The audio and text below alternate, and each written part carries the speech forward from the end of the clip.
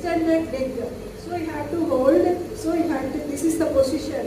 What should the ear, shoulder and the hip should be in the same line. This is the proper position for the feed the baby.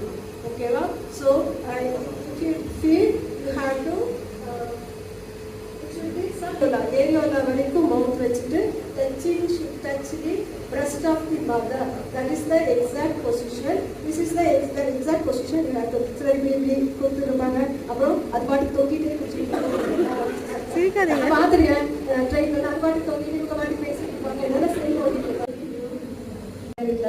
ஒரே tension stress and that so those things will be present in their mind. அவங்க என்ன பண்ணுவாங்க, they never care about the baby. இப்படி ஆச்சு அப்படி ஆச்சுன்னு. So that mind causes scanty breast milk secretion. So அதனால you have to keep your mind